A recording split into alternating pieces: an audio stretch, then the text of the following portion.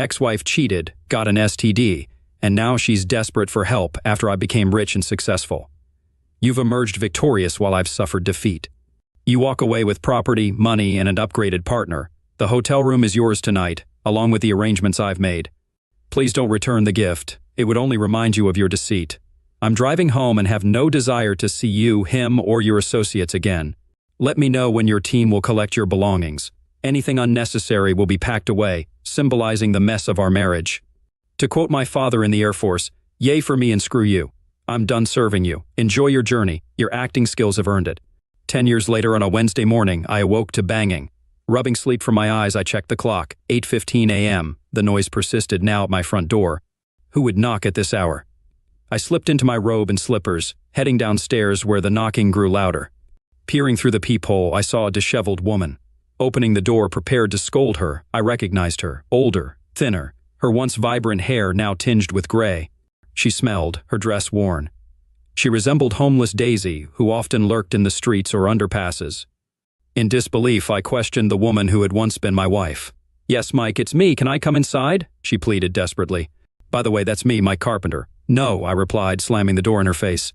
Just then, another knock echoed, accompanied by her sobs. "Please, Mike, I'm begging you, open the door."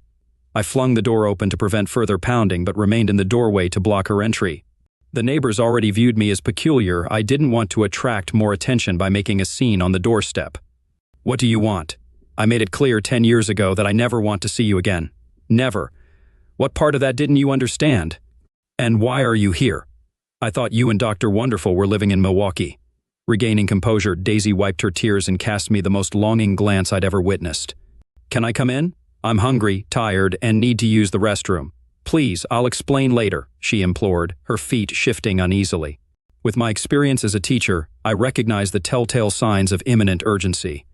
I didn't want her relieving herself on my porch, so I reluctantly swung the door open, gesturing her inside with a silent invitation. "You remember where the bathroom is?" I scolded, a reminder that we once shared this home. "Hurry up." "Thanks," Daisy said, entering. She dropped her suitcase and dashed to the downstairs bathroom. I closed the door, went upstairs for a quick bathroom break, and returned downstairs, finding her still in the bathroom. I went to the kitchen, fired up my Keurig, and brewed coffee. By then, Daisy had returned. "Can I have a cup?" she pleaded. I paused. Torn between anger and restraint. I couldn't slap a woman, and I didn't want trouble. "Yeah, I'm not heartless," I replied, "but I'm not your servant either." So I relented, partly out of curiosity. "I don't have fancy stuff," I said, offering milk and sugar. "Black's fine," Daisy said gratefully. I handed her the cup, watching her trembling hands. "Why are you here?" I asked. "I've got nowhere else to go," she finally admitted. "I used up my last dime on cab fare." "What happened to your beloved Dr. Bruce?" I quipped sarcastically. "Dr. Bruce?" "It fell apart," she stuttered, avoiding my gaze. If my sarcasm had been any sharper, you could have sliced tile with it. I noticed her flinch. After the divorce, we tied the knot, but things soured when Bruce faced a massive medical malpractice lawsuit. Both of us lost our jobs and medical licenses, and we ended up losing everything. Bruce became abusive, blaming me for our situation. "One day I caught him cheating," Daisy tearfully recounted. "So he got a taste of his own medicine," I remarked wryly, remembering our own past drama. "But karma's a kicker, not fun." Daisy whimpered. "Just like it wasn't funny when you publicly tore me apart on our anniversary." I reminded her. "Do you realize it's the 10th anniversary of that night?" "No, I didn't know," Daisy murmured. "Did you report him to the cops?" I asked, showing some compassion. "No, too scared. But I did divorce him. Unfortunately, I was left with next to nothing after the split," Daisy explained. "I haven't eaten in 2 days." "What's your play here?" I questioned. "Sympathy? You might find it in the dictionary between crap and chiropractor." "I despise you. I loathe you as intensely as I once adored you," I snarled. "Now that your world's crumbling, you come crawling back to me. Where are your parents and friends now?" "They've all abandoned me," Daisy sobbed. "No surprises there," I scoffed bitterly. "Did you and the idiot have kids?" "No, never did. Turns out Bruce is infertile. For some reason he blames me for that too," she spat bitterly. "At least the gene pool's safe from you two," I remarked wryly. "Guess something good came from that mess." She wrinkled her nose at me. "What happened to you, Mike? You used to be so caring, so kind." Anger morphed into fury and I squeezed my eyes shut. "You want to know what happened? Look in the mirror. You happened. Thanks to you, I'm incapable of love and trust." "The nice guy finished last," I growled. But I thought you'd move on, find someone else, Daisy wheezed wide-eyed. Get real. After what you did, you never once hinted I was just a fallback for you. I thought we had something solid, but you lied. 13 damn years, 10 as husband and wife. Do you think I can trust anyone after that? I took a deep breath. And how many women do you think would want damaged goods? Not that there was a line, I muttered to myself. Still, not a single one came along. So, are you surprised I've turned into a recluse after a decade of licking my wounds? I suppose not, Daisy admitted sheepishly, lowering her gaze. And here you are. What do you want from me, shelter? Care while you wait for Prince Charming to stroll back in? I hoped you'd let me stay just until I get back on my feet, she pleaded. There's a shelter downtown, I pointed out. That's what they're for. That's where my taxes go, to keep people like you off the streets. I tried, but they were full, Daisy confessed. Even the YWCA and the big church downtown had no room. Please, Mike, I'm begging you. I'll do anything, cook, clean, whatever you need. I wanted to lash out, but I held back, glaring at her. She visibly recoiled. What makes you think I'd want you near me? To me, you're contaminated, a walking hazard, I hissed. And then it dawned on me. You've been attempting to sell yourself, I remarked. She lowered her head shyly, tears dripping onto the table as she nodded. How do I appear? No takers, she questioned. I studied her closely before replying. Oh, how the mighty have fallen. Perhaps I should depart. Perhaps I should simply fade away and perish in some, Daisy cried. No one desires me anyhow. I watched her sobbing at the kitchen table, feeling a mix of anger and pity. Despite my strong hatred for her, seeing her like this after all these years was jarring. And then there was Bruce, the dirtbag who had taken her from me to mistreat her. My contempt for him was growing. Raised never to use violence against women, I struggled with conflicting emotions. Taking a reluctant breath, I suggested we eat first. Daisy agreed, expressing her hunger. I prepared scrambled eggs and bacon, recalling how Daisy used to make them. Her eyes lit up when I served her, grateful for the cheese on the eggs. As she ate voraciously, I couldn't help but feel a pang of sympathy. When she finished, she thanked me for the meal and praised my cooking. She declined more food but asked for another cup of coffee. Sure, I replied, taking her cup. When I returned, she sipped her coffee and seemed to feel better, a little. The food helped, she admitted. Good. The shower might help more, I suggested bluntly. No offense, but you stink. Daisy's face fell. I'm sorry, can I use your shower, please? You know where it is, I said. Towels are where they always are. My robe will be on the door. Don't put it back on after your shower. You can use the washer and dryer for your clothes. As she disappeared into the bathroom, I grumbled about cleaning, then washed dishes, went upstairs to get ready, and reflected on Daisy's departure with Bruce, the betrayal that devastated me. Counseling helped, and I poured my feelings into writing, eventually publishing a book about my experience, bringing some closure.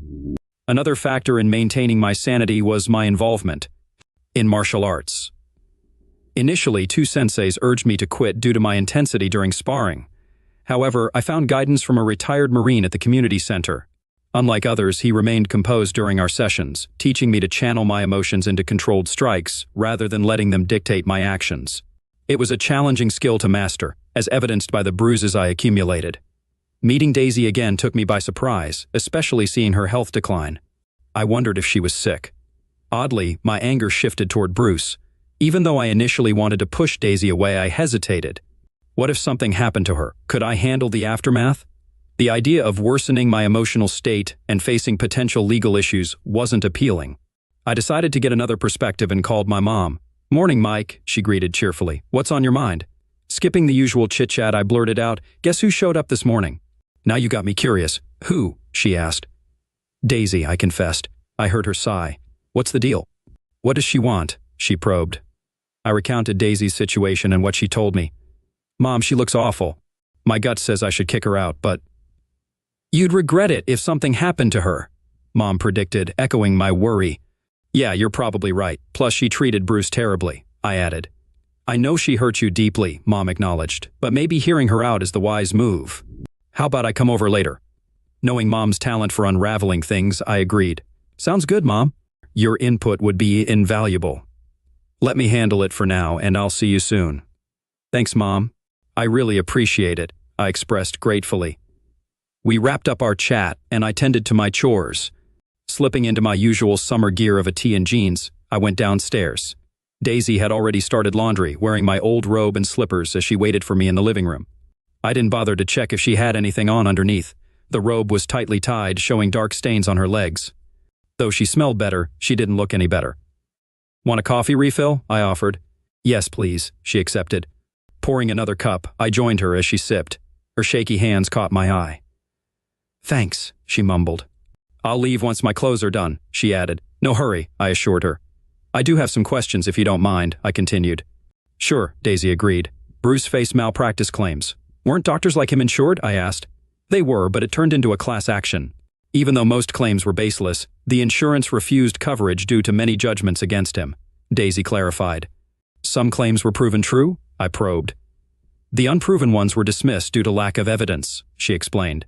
"But the damage was done. We lost our jobs and licenses." "Didn't you have 401 Ks?" I questioned. Surprised. "Yes, we did. We lived off them for a year, paying hefty penalties, but we lost everything," Daisy lamented. "What's Bruce doing now?" I chuckled, recalling his earlier dreams. "He works as a parking attendant, making about $16 an hour," she revealed. "And your plans?" I redirected. "I thought about office work in the medical field. Despite losing my nursing license, I'm hopeful," Daisy replied quietly. "Best of luck," I offered. "Transportation and housing," I pressed. "I can take the bus or walk," she sighed. "I'll figure something out, but it takes money," she acknowledged. "And you don't have any," I noted. "Expected me to support you until you bounce back, huh?" I took a gamble with the question. "Yes," Daisy admitted. "I get I'm not owed anything, but I hoped, given what I sacrificed in the divorce, you might show some kindness. My infatuation blinded me to your struggles. Now I see assuming was a mistake." "You're right, I don't owe you," I affirmed. She seemed defeated, but I sighed and added, "But I'm not heartless. You clearly need help. My mom's on her way. She wants to talk before I decide." "Of course," Daisy replied, visibly relieved. "Your mom's always meant a lot to me and she adored you," I noted. Then, unexpectedly, she said, "Despite it all, Mom still cared for you." "Cared?" Daisy asked, surprised. "Yes. So you need to be brutally honest with her, understand?" "I do, I promise, honesty," Daisy assured. "And Mike?" "What?" I asked. "Thank you, genuinely, for everything," Daisy expressed. "Hold off on the thanks," I cautioned. Just then, the doorbell rang. I peeked through the peephole, seeing my mom, so I greeted her with a hug as I let her in. "Daisy, goodness, has it really been 10 years?" my mom exclaimed, spotting Daisy in my old robe. Both women hugged and exchanged kisses. "It's nice to see you again, Lorraine," Daisy replied. "Mike, dear, why don't you give us some girl time?" my mom suggested. Knowing she wanted privacy, I headed to my home office, closing the door. I surfed the web, looking into the malpractice lawsuit against Dr. Bruce Williams. After some searching, I stumbled upon troubling information. Bruce had reportedly diagnosed around 97% of his 2,000 patients with epilepsy over 4 years. However, many children were misdiagnosed or over-medicated, leading to unnecessary treatments and procedures. Daisy was often implicated as an accomplice. The hospital had to refund $300,000 for improper billing, prompting their termination and license revocation. Reading this, I was appalled. Bruce seemed to be the ringleader, with Daisy following his lead. My mother interrupted, expressing concern about Daisy's health and suggesting a visit to Dr. McGregor. Her grave tone weighed heavily on me. Terry McGregor had been our family doctor for years, and Mom had worked for him until retiring recently. Why, Mom? I pondered.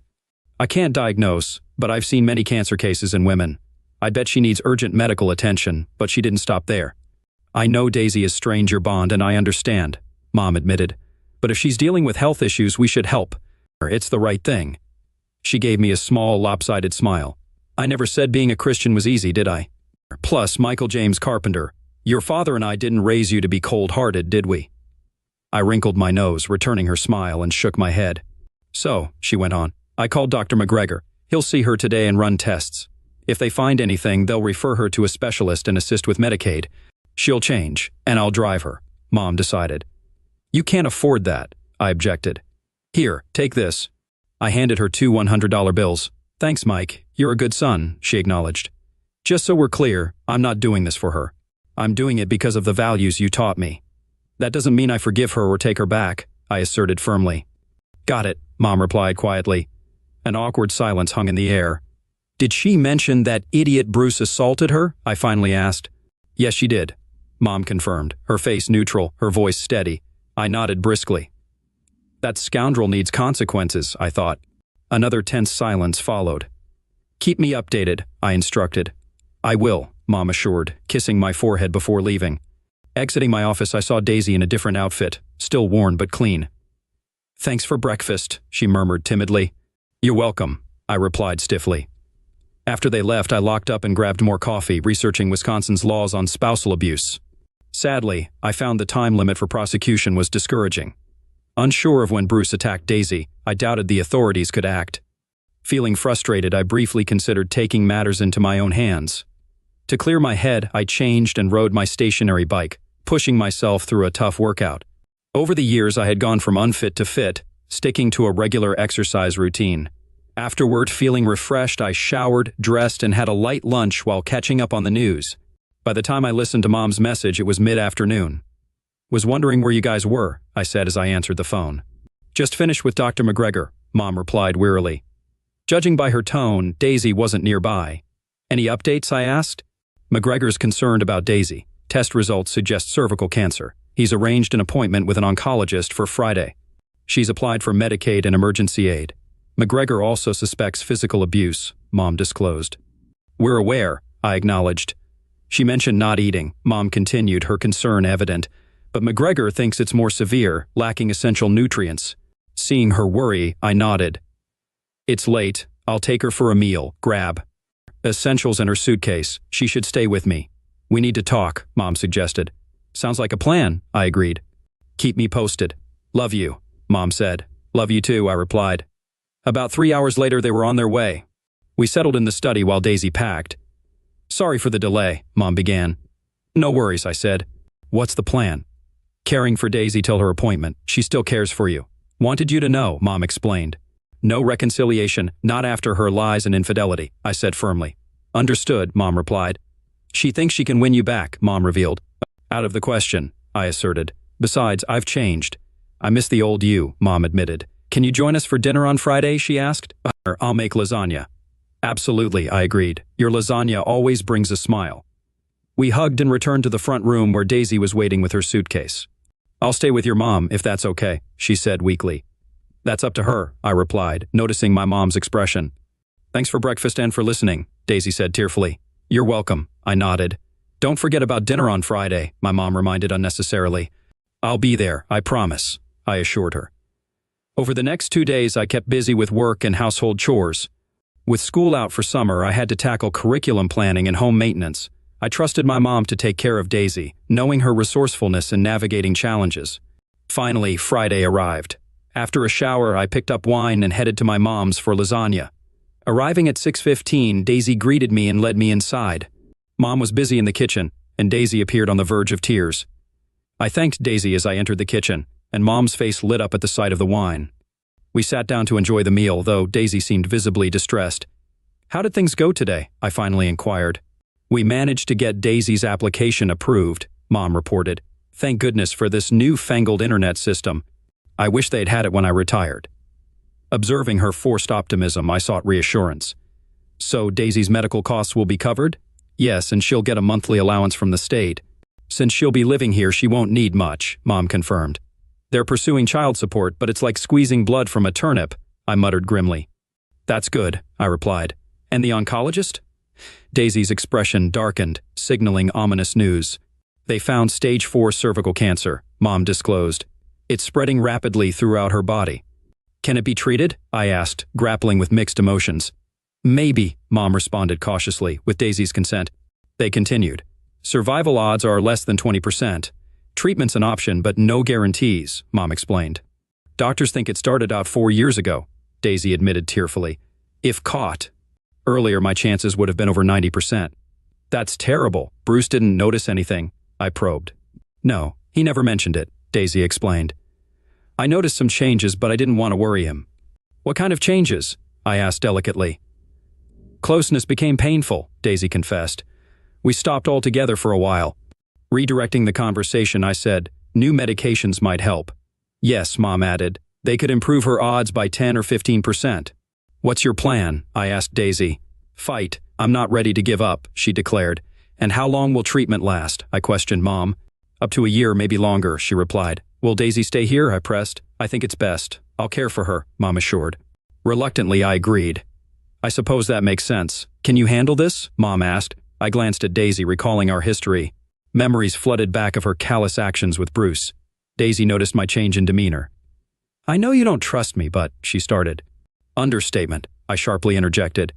If you injure my mother or cause trouble, I'll kick you out, cancer or not. Understand? Yes, Daisy replied quietly, tears welling. Mom intervened, suggesting dessert. I can help, I offered, but Mom declined. You two could use some time alone, she said, leaving. Daisy wiped her face. I started reading your book, she said. Was I that terrible? I have footage from that night, I revealed. Would you like to see it? Daisy declined, stunned. No wonder you despise me, she said, sobbing. It's all in the book, I continued. I imagined revenge for years. Daisy was horrified. Yolanda suggested exercise, Mom added, bringing apple pie. That's why you look so good now? Daisy asked. Yes, I confirmed. I've been doing martial arts and fitness. But you're still angry, Daisy observed. It's better, Mom reassured. 2 years ago, you wouldn't have even come through the door. I'm truly sorry, Mike. I really am. I knew it would hurt, but I didn't anticipate it would devastate you like this. That's why I gave you everything in the divorce. I thought it would aid in your recovery. When you didn't contest it, I assumed you'd be all right, Daisy explained. To be honest, my lawyer was taken aback when he saw your petition. He urged me to sign it swiftly, fearing you might reconsider, I confessed. Have you dated anyone since then? Daisy asked tentatively. Not really, I replied bluntly. Just a couple of drunken one-night stands, but that's about it. I don't even recall their names. I noticed my mother's eyebrows shoot up, a look of disgust crossing her face, but she held back her thoughts. At that moment, I didn't care about her reaction. Oh God, Daisy sighed. I don't know what to say. A sorry won't be enough, will it? No, I replied bitterly. We ate pie in silence, Daisy's hurt evident, and I avoided, looking at Mom's face. After saying goodbye, Mom walked me to the door where I spoke quietly. Are you sure you're doing the right thing, Mom? I asked. What about her family? Can't they help? I called her parents and sister, but they refused to help, Mom replied sadly. What a screwed up family, I muttered. You didn't abandon me, I told Mom. Despite turning bitter, family takes care of family. I agree, Mom said tearfully. What are Daisy's chances really? I asked. Mom looked at Daisy before answering. It's hard to say. Progress has been made in treatment, but it's uncertain. A lot depends on her will to live. Ignoring that, I expressed concern for my mom's well-being. What if she does something behind your back? I worried. I know you don't trust her, but she's at rock bottom right now. People with nothing have nothing to lose, I reasoned. Be careful. If you need anything, let me know, I urged. I will, Mom promised. Thanks for dinner. I'll be in touch. Love you, I said. Love you too, son, Mom replied, kissing my cheek. Please try to keep your emotions in check, Mom requested. Don't push her further, she pleaded. I'll try, I sighed heavily. That's all I ask, Mom said, and I promise not to play matchmaker. Thank you, I smiled before leaving. The next 2 months flew by as I tackled home projects and prepared for the upcoming school year. On Fridays, I visited my mom's house for dinner. I witnessed Daisy's chemotherapy taking a toll, weakening her. Despite the treatment's intent to heal, it seemed ineffective in her case. By mid-August, she lost all her hair, donning a stylish chemo cap. While my feelings for her remained unchanged, I made an effort to be polite, mainly for my mom's peace of mind. Daisy began receiving deductions from Bruce's paycheck, albeit small. She opened a bank account, with Mom overseeing the funds. Daisy insisted on sharing with Mom for expenses. Mom agreed, setting aside 10% for emergencies. On the eve of the new school year, I arrived at Mom's house to find an unfamiliar car parked outside. The sight of Bruce triggered an unsettling feeling. Mom and Daisy seemed apprehensive. Bruce appeared disheveled, a stark contrast to his former self. The restrained part of my mind reacted with restrained aggression. Observing Bruce's decline, he lacked his previous commanding presence, appearing unkempt in dirty jeans and a shirt. Well, look who it is, the arrogant teacher, Bruce sneered arrogantly. My animosity towards him had peaked. Though I'd never been in a physical altercation before, my martial arts training had taught me to avoid fights whenever possible. Even if you emerge victorious, the repercussions can linger for a lifetime. What's your business here, Bruce? I asked icily. I want the money that woman took from me, he growled. Took? I thought the court mandated a portion of your income for alimony, I stated evenly, though my gaze probably conveyed my disdain. It's all the same. They seized my funds and now I'm facing eviction because I can't pay rent, Bruce hissed. Thanks to her, you had the money to travel here from Milwaukee, I pointed out. You could have used it for rent. Don't play games, teacher. Maybe I should have taught you a lesson 10 years ago, he threatened. She stopped me, insisted I treat you with respect for looking after her all those years, Bruce threatened. How about you leave and we pretend none of this happened, I suggested cautiously, raising my hands in an attempt to defuse the situation that could lead to a violent confrontation, leaving me with bruises and a few well-timed counterattacks. But he likely didn't know Daisy's condition. She was ill, battling cancer, and she needed support. Cancer, huh? Is that another one of her lies? Bruce scoffed, placing his soda and sandwich aside before producing a revolver from behind him. Funny, I happen to have the cure for that, he taunted, aiming the weapon at Daisy. Bruce, please, my mom pleaded, gesturing towards her phone on the table. The emergency operator likely heard our entire exchange. Please, I've already called the police, they're on their way. I began to position myself between Bruce and Daisy, but he swiftly directed the weapon toward me. Desperation was evident in his eyes. Mentally, I retreated. I hadn't come this far, survived this much, to be senselessly shot by a cop. Stay put, teacher, not one move, Bruce warned, his hands trembling. In that instant, we spotted flashing red and blue lights outside the front window and heard a voice over the intercom. Mr. Williams, this is the police. The house is surrounded. We're aware you're armed. Drop your weapon and come out with your hands up, the officer instructed. You should listen, I warned Bruce, who stared wide-eyed. How did they know about my weapon? Bruce inquired. I informed them. I saw it tucked in your waistband, Mom disclosed. And Mike's right, follow their orders. This is your final chance, Mr. Williams. Surrender the weapon and exit the premises, the officer commanded through the speaker. Glancing at us, Bruce seemed to grow increasingly uneasy. Our eyes met briefly, and I noticed his resolve waver. If you were wise, you'd comply, I advised. There won't be another warning. As the back door opened, 2 officers suddenly appeared in the room, pistols drawn, aimed at Bruce. Drop your weapons, one ordered. Bruce turned, eyes widening as he realized he was facing 2 loaded weapons. Recklessly, he raised his firearm, but the officers fired first. Despite the ringing in my ears, Daisy's scream pierced through, shocking me. 2 more officers entered the room as my mom reacted, clutching an heirloom. Frozen, I watched as officers attended to Daisy and my wounded mom, while 2 others knelt beside Bruce. 1. Officer confirmed Bruce's death, leaving me shaken. Despite feeling a mix of relief and resentment, I steadied my mom. Paramedics arrived, determining Bruce's fate and attending to Daisy. I offered to accompany my mom to the hospital. At the crime scene, detectives took our statement and advised us to leave. They assured us of securing the house and provided a cleaning service recommendation. Driving to the hospital, my mind spun with conflicting emotions. At the hospital, we navigated bureaucracy, eventually settling in the waiting area for Daisy's surgery. Finally, the doors parted and a doctor approached us. Mrs. Carpenter, he inquired. Yes, that's me, Mom confirmed. How's Daisy? Miss Williams is stable and improving. I anticipate she'll pull through the gunshot wound. Fortunately, the bullet passed through without hitting any critical organs. She's fortunate, the doctor informed us. Just a tad to the left, and it could have been fatal. Thank the Lord, Mom breathed a sigh of relief. She's lost considerable blood, and her compromised state due to cancer and chemotherapy isn't in her favor. However, we've detected something else and informed her oncologist, the doctor disclosed. Oh? What's that? Mom inquired. I'm aware she's undergoing chemotherapy, but we've detected what seems to be signs of infection in her system. I've ordered a battery of tests as a precaution, he explained. Oh dear, Mom sighed. Will she be all right? It's too early to say. She's currently sedated. We'll need to keep her here for a minimum of 3 days. May we visit her? Mom requested.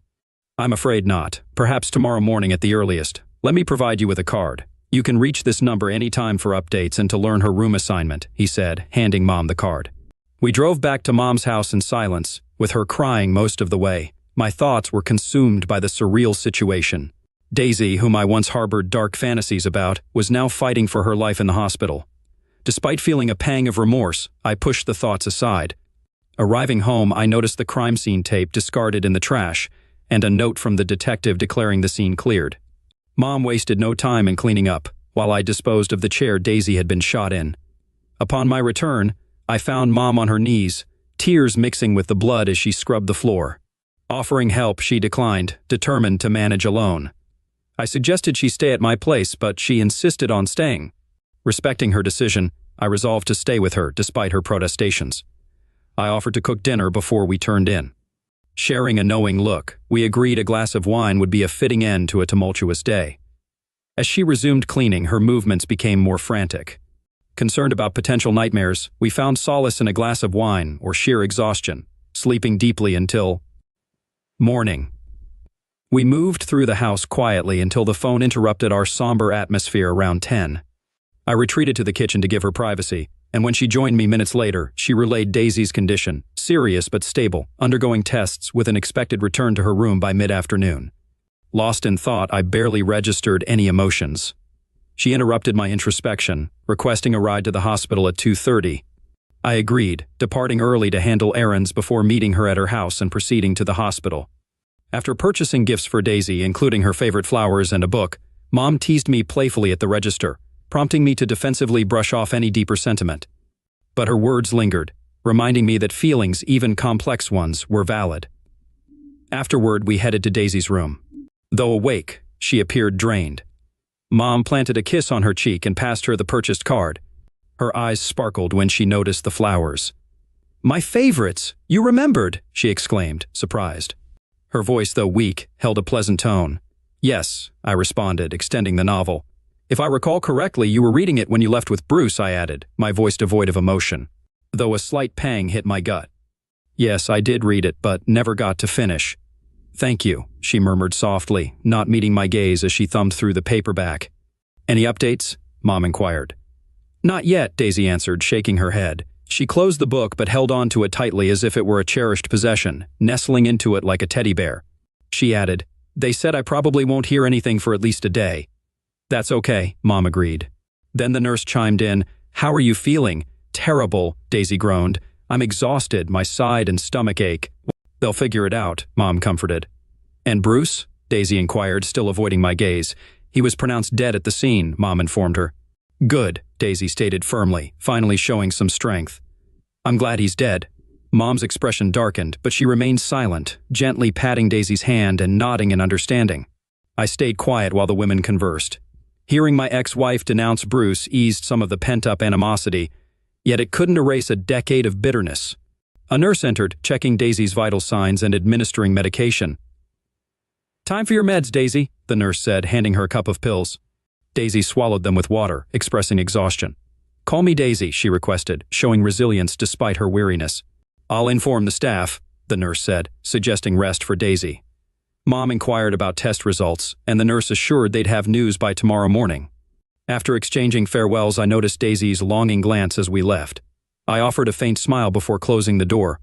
After dropping off my mom, I returned home to tackle my weekend tasks.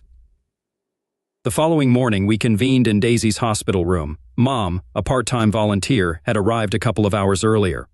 Soon after my arrival, 2 doctors entered. I was introduced to Dr. Samuels, Daisy's surgeon, and Dr. Kincaid, her oncologist. Though they tried to appear assured, their concern was palpable. "What's the update?" I inquired, eager for positive news despite their demeanor. Dr. Kincaid responded first. "Miss Williams is grappling with both peritonitis and diverticulitis, which can account for some of the symptoms you've mentioned previously." Dr. Samuels elaborated. "Mrs. Carpenter," he addressed my mom, taking over the report, "our scans have detected several large pockets of infection in Daisy's abdomen. Furthermore, we suspect her gallbladder is perforated and will need to be removed." "How did this occur?" I inquired, feeling my mom's hand tighten around mine. "There are likely multiple factors, but it appears she had an underlying condition exacerbated by cancer and chemotherapy medications," Dr. Kincaid responded. "What's the next step?" my mom asked softly. "She will eventually require surgery to eradicate the infection and repair the damage, but we'd like to allow her body more time to recover from the recent surgery she underwent. So, we'll keep her here on antibiotics for the next couple of weeks to monitor if the infection subsides naturally. Chemotherapy will be paused during this period," Dr. Samuels explained. "What are her odds?" I asked, striving to maintain composure. The doctors exchanged glances before replying. I didn't like the gravity in their expressions. "I won't sugarcoat it," Dr. Samuels began. "Without surgery, her prospects are grim. Her body is currently delicately balanced. Administering high doses of antibiotics could potentially disrupt her metabolism and further weaken her, potentially even leading to a fatal outcome. Although the current antibiotic regimen seems to have halted the infection spread and is gradually reducing it, it won't mend the damage. While there's no visible perforation in the bowel wall, she was likely on the brink of it when we intervened. Exploratory surgery aimed at identifying unseen issues carries significant risks at this point. Manipulating the intestines could inadvertently worsen the situation. Our goal is to cleanse the intestines of infection and mend any damage. She must be robust enough to endure surgery and chemotherapy afterward. Malnutrition has severely debilitated her, and she won't withstand chemotherapy until the infections are eradicated and her other bodily functions normalize. Peritonitis alone poses a grave threat, and coupled with cancer, he trailed off with a shrug. The surgery itself poses significant risks, Dr. Kincaid interjected. Very significant, considering the extent of infection in her abdomen and the damage to her internal organs. Her chances of survival are estimated to be between 30 and 40%. So without surgery, my chances are slim to none, queried Daisy solemnly.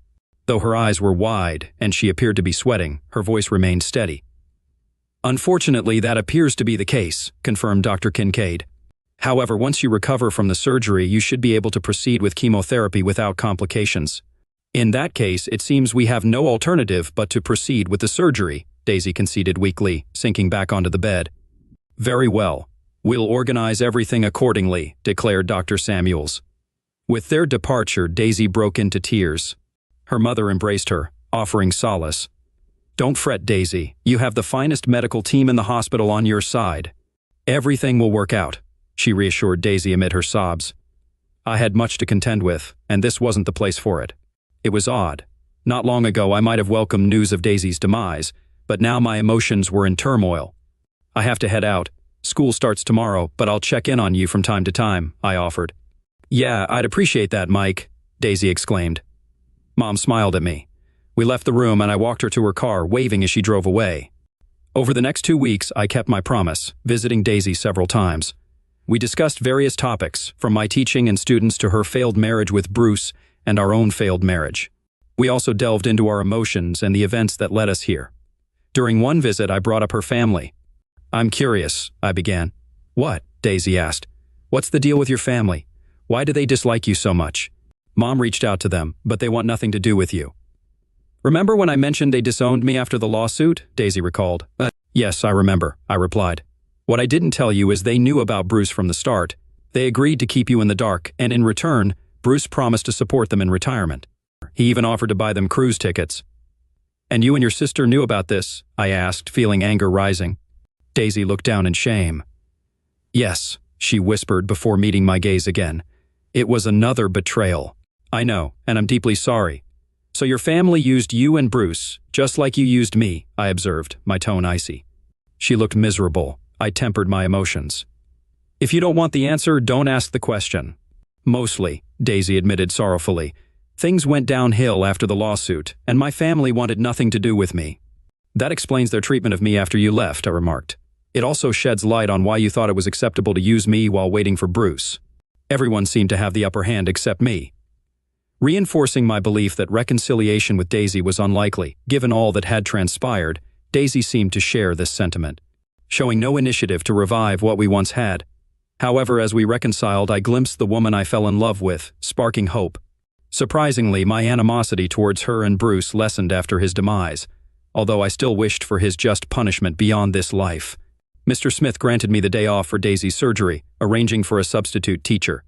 At the hospital, I expressed my worries before she was wheeled into the operating room. I've said hurtful things and I'm sorry, I began. I hope you can overcome this. Daisy's weak smile surprised me. Thank you, Mike. I accept your apology. I'm sorry for what I've done to you, she confessed. I love you, and you've endured more than you should have. Promise me something, she implored. What? I inquired. Find someone you love no matter what, she sincerely urged. I agreed, feeling a sense of absolution. We need to proceed to the operating room, sir, the orderly interrupted. For one moment, I requested. Spontaneously, I kissed Daisy's cheek. You've got this, I reassured her. For a brief moment, she resembled the woman I married, prompting me to wonder if she ever truly loved me beyond my role as a provider.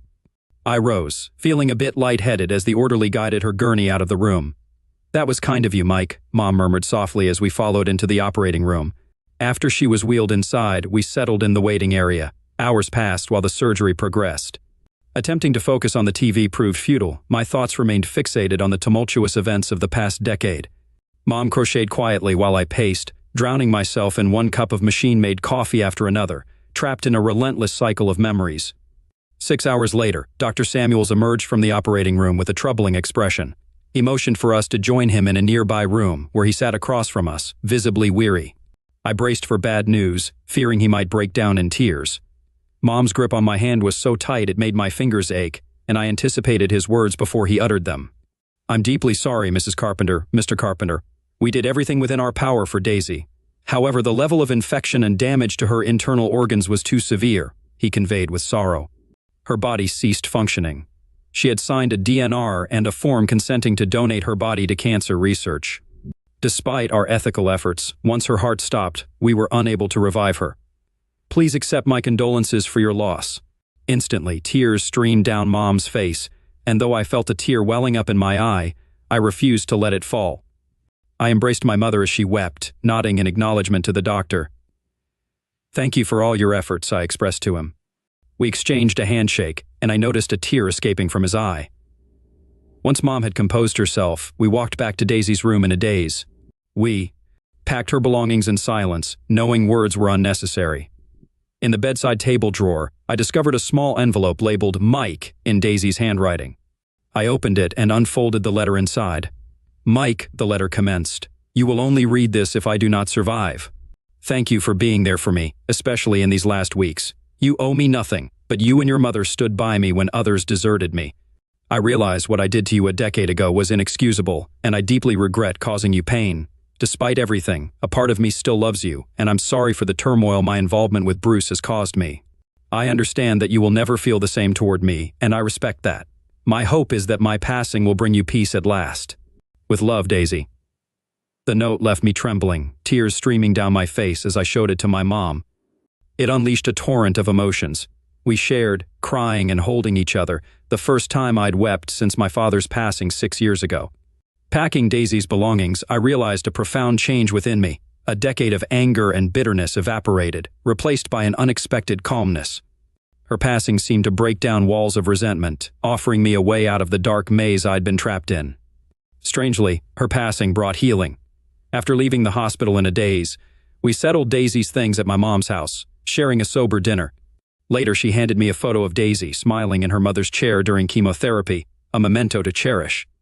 Asking about contacting Daisy's family, my mom offered to call, but I declined, recalling a previous difficult conversation. Instead, I promised to make the call once home, taking the number she provided. Calling Daisy's father, Fred, I was met with hostility, leaving me puzzled by his animosity, considering their refusal of support and retirement cruise. "I regret to inform you that your daughter Daisy passed away during surgery today," I conveyed. "I don't have a daughter named Daisy," Fred grumbled. "Not anymore," I clarified. "Why are you calling?" Fred inquired. "I just thought you might want to know," I responded. "What do you want from me?" Fred questioned. "Are you expecting us to request her body or something?" I countered, "No, she donated her body to cancer research," I disclosed, barely containing my frustration. "Well, at least her life served a purpose," he growled. "Don't call here again." I heard him curse before terminating the call. Although I felt the urge to call back and vent my anger, I realized it would be futile.